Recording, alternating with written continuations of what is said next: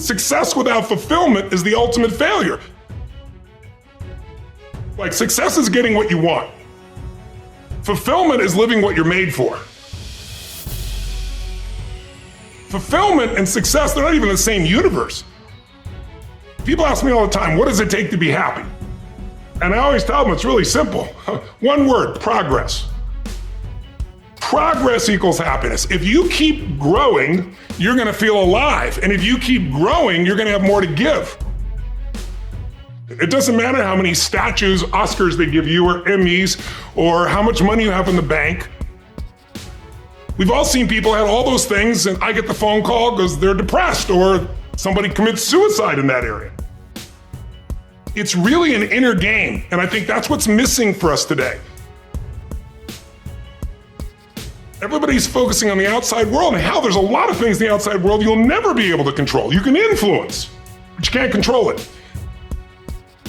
This, your mind, your emotions, your body, you have 100% control over what you do with these things, and that's where the game is won. Win the inner game, then you win the outer game. But a lot of people spent their life trying to win the outer game, they won and they're miserable. Someone can tell you your whole life you're a piece of crap, but you can say, screw you, read between the lines and make your life work. Someone can tell you your whole life you're beautiful, you're intelligent, you're the smartest person in the world, and you don't believe it.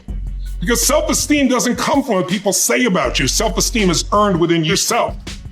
It's esteem for yourself, which only comes by doing things that are incredibly difficult, and then your brain goes, this is who I am. You really gotta figure out what you're made for, and nobody knows in the beginning.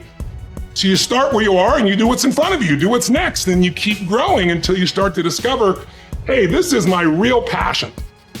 So identity is the number one thing I work to change with people, to expand it. Expand your own sense of who you really are and what you're capable of. And the mindset has to be destroy any limitation and move forward, move forward, move forward. I think passion is the genesis of genius. If you've got enough passion, you're gonna find answers nobody else does. But most people run out of fuel, meaning they get tired, they get exhausted, they get burnt out, they get the law of familiarity. They're around something so much they take it a little bit for granted. And I've managed to see something in myself that I found in every great leader that I've ever respected, and that is, I value intelligence immensely, but I know really smart people can't fight their way out of a paper bag pragmatically, right? What I see as the one common denominator of people that are successful over a lifetime is the sustained hunger. Hunger is the number one factor. You need to be good at pattern recognition, and that's what gets somebody strong at anything. I mean, you look at, why is Amazon doing so well? He realized one pattern was valued over anything else, convenience, right? If you look at Tom Brady, a friend of mine, he's got pattern recognition like nobody else at 43 years old. He's able to do things no one dreamed could be done. He's got more Super Bowl rings than any team. See, what do they see that none of us see? What's the pattern? Then you gotta learn pattern utilization. It's one thing to see it, it's another thing to use it. And then if you're good after a while, you get to pattern creation. It's like if you learn to play the piano, most people play other people's music, and then there's a point you've learned so much that you're able to create. Really comes down to anyone can learn anything if it's important enough to you. So it's like my drive is not just for me. That wouldn't be enough because it's easy to meet your own needs. It's not that difficult. But if you can find something that you care about more than yourself, your daughter, your son, your family, your business, your mission, your community, whatever it is, that's really the secret to energy and vitality and strength and really learning. One of the things I want to do with people during this challenge is take things that seem so complex and make them so simple so you do it. Get it really simple, things you can do right now to change your life. You can go to experience it that day, and then you get momentum. Day 1, day 2, day 3, day 4, and all of a sudden now what used to be hard to do is easy to do. And I think for anyone, you gotta understand anyone can learn anything if you can just break it down to its simple core, and that's what I try to do most.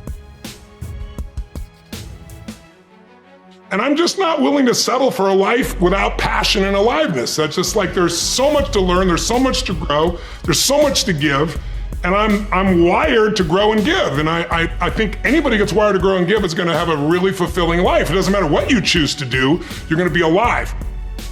A year ago, people thought we were coming out of, we got vaccines now and we're coming out of COVID and it's going to be all over now. And people are excited. But now, after going through 2 years of this, there's a lot of people now that no longer have a compelling future. Like, people talking about New Year's resolutions. Most people don't even have one because it's like they never followed through anyway, right?